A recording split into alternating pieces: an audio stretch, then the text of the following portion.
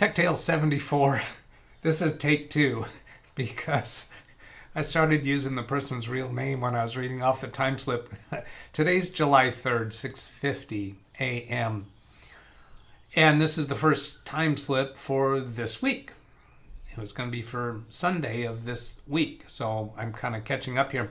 I've been toying around with the idea of shifting to a different line of videos for my morning videos instead of reading off time slips, to shift to something else. Now, the thing that's on my mind that I want to do on a regular basis, but I'm not sure it's right for the audience that's watching Tech Tales. So let me just tell you what it is, since you're that audience. I've been wanting to do a daily series on online accounts. So I would go into my actual online accounts and show with each of the different online providers and services that I partake in, including my credit cards, for instance. Show what security options they have for two-factor authentication, for recovery email address, sometimes for a different person that you can assist with a recovery. So Facebook, Twitter, credit cards, bank accounts, Amazon, all variety of accounts. I'd like to do one each day showing and demonstrating how to secure your online accounts. I'm thinking that may be a different audience than who's watching Tech Tales, not sure. Maybe there's some other topic that I could do on a daily basis that is more pertaining to the audience that's watching Tech Tales. So if you have thoughts along those lines, put it in the comments. If you think I should just continue with Tech Tales, let me know that too. So here's the, later today at the regular time, I think I'm probably going to have a session with Bertland Hope. I don't have confirmation from him yet, which actually it's not overdue yet. We do that confirmation during the morning on Saturdays. It might be there by the time I finish this Tech Tales episode. So the first time slip is on Sunday, June 27th, 15 minutes for the law office mic, 4:23 to 4:38 p.m. So remember, it's on Sunday. For Alpha in the office, Alpha is the new assistant for the attorney.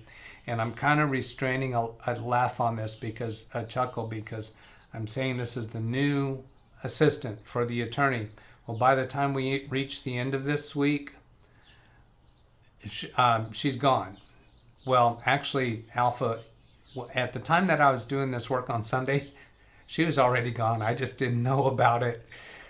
So anyway, this time slip identified for Alpha, configured email addresses for former employees as alias. Oh, I read that wrong. Configured email aliases for former employees and drafted email to each of those former employees pending functionality of alias configuration. So in GoDaddy, when I make configuration changes there, it takes a while before it's in effect. So it seems to be much quicker when I'm configuring on Microsoft 365. Well, GoDaddy is a front engine or affiliate or whatever they call it to Microsoft 365. So I use the GoDaddy portal, configuration portal, administrator portal for configuring this stuff. It's laid out completely different than Microsoft's portal. So I'm figuring I make these changes on GoDaddy's, and I'm actually on a GoDaddy server. It's a GoDaddy URL. So I make those changes there, and then GoDaddy sends those changes to Microsoft, and they're not functional until all of that gets done. And I don't think they're doing it right away. So what I'm saying here is I drafted these emails and just had to keep them as drafts, because sending them at that time, they bounce back as undeliverable instead of going to Alpha's email account.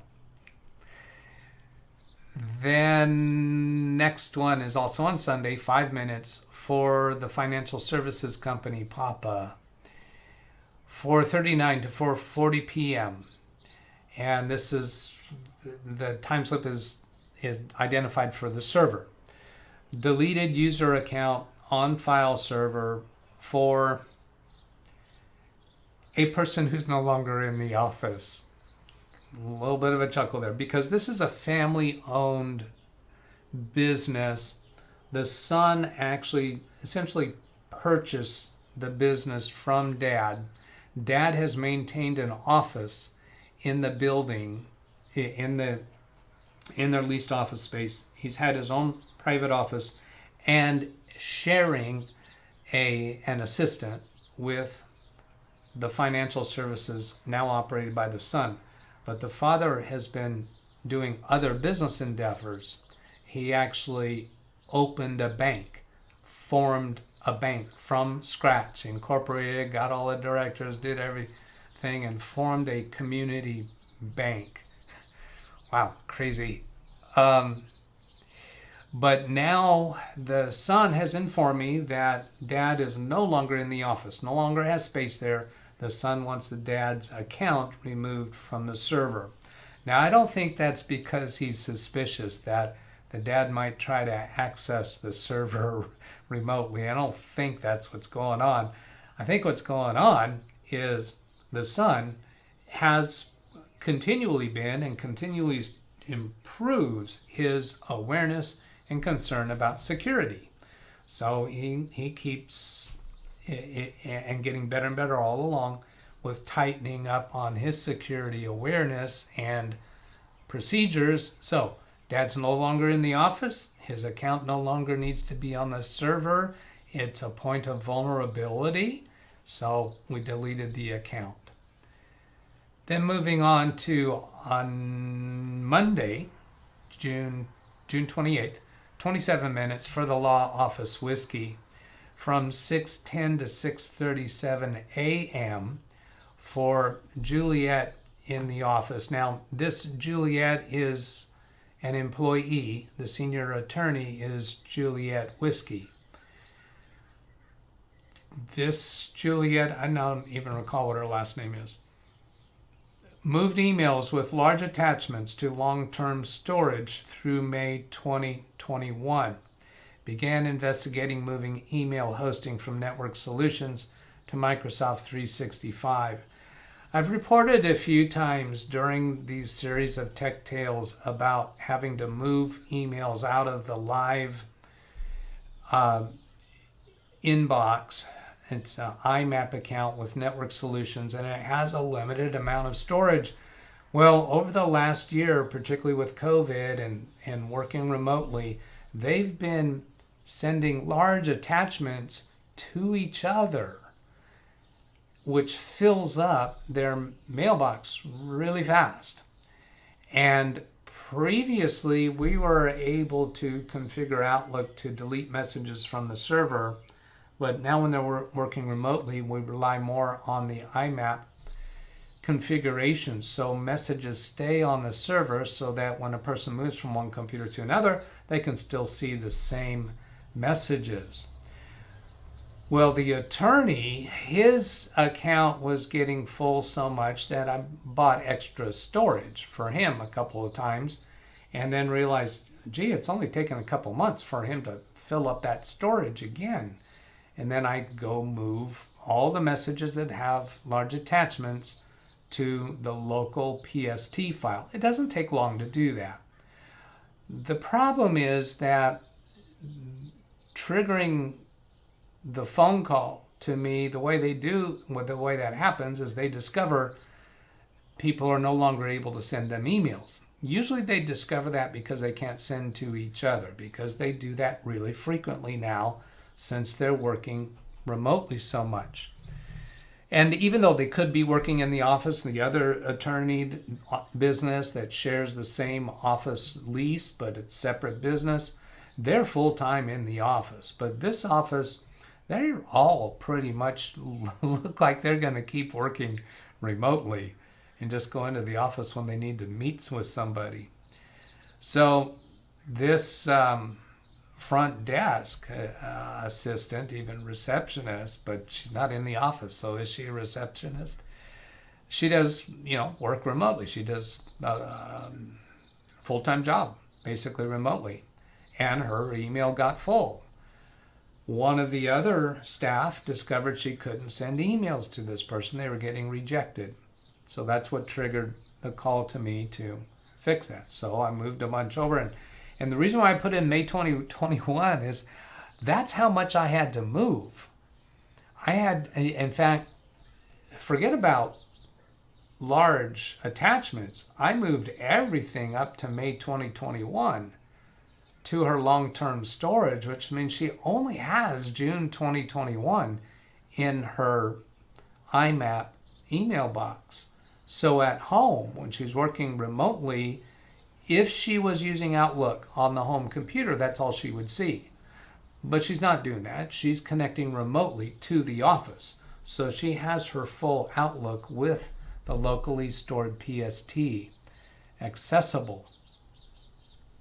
But they're showing no signs of going back into the office. So I think it's going to be a continuing thing. So I put in here, began investigating moving email hosting from Network Solutions to Microsoft 365. This it can be a glitchy process. You've got to make a request to the current email host, or not just email host, but your domain host, to move the domain to a different host. Well, Network Solutions is the domain host. I don't want to just move email to Microsoft 365. I want to move it all over. I want to move the domain hosting to Microsoft 365 and the email hosting. Now, some people as computer technicians like using other affiliate services that provide Microsoft 365 services. I don't like doing that for the reasons previously mentioned about GoDaddy, and I have a couple other offices that use a third-party domain and email portal, and I don't like them. I like using genuine Microsoft portal. I know Microsoft is less likely to get bought out by somebody else. With GoDaddy, that other client, we were originally hosted by GoDaddy, and then GoDaddy sold off or became partners with Microsoft, and they forced us to make that move to Microsoft 365 with GoDaddy portal. And I have another client that is on that too, and they had ended up with GoDaddy after their original domain host and email service provider was purchased and merged 4 or 5 times from different companies. They started out with a local internet service provider in Fresno. That got out by another one, that got bought out by another one, that got swallowed by another one. Caramba, I want to go right to the top level. I don't care if it costs a little more per month. It's not worth the hassles of what happens, what can happen when they get bought out by another one. One of mine, the law office papa that you hear me talking about all the time, they are now currently with Telepacific. Well, they were with another provider before that. They got bought by Telepacific. Oh, and actually Telepacific's now TPX, which is, I think it's still Telepacific under a different name. But anyway, they start out, the law office papa started out with a local service provider, and they've gone through multiple merges and buyouts. And every time my client's getting costs with me being involved in it, and there's usually some glitches, some bumps in the road. So with this client, I want to move him straight to Microsoft hosting. I've done that with a few other clients, so I know I can get through the process, but it's always been a little glitchy, a little different with every source that it comes from. And this one's moving from Network Solutions. Well, the CPA office, Romeo, they're also with Network Solutions. I want them, I'd like to move them to Microsoft 365. However, since they have a new legal entity name, they actually created a brand new domain name that is with Microsoft, And I set that up originally on Microsoft, just beginning of this year, I think it was, or beginning of the prior year, I'm not sure. Time goes so fast now. So anyway, the other domain name that is still active for the law office Romeo is with Network Solutions. And theoretically, they should stop using those email addresses, but the founding attorney is just, he doesn't want to learn new tricks. You know, he doesn't quite come out and say that, but he uses a web interface for Network Solutions. He doesn't want to use Outlook. Everyone else in the office is using Outlook. So I'm probably not going to move that one because they just need to be all using the new address. Yeah, I've been rambling on that subject long enough. We're done. That's the end of that time slip.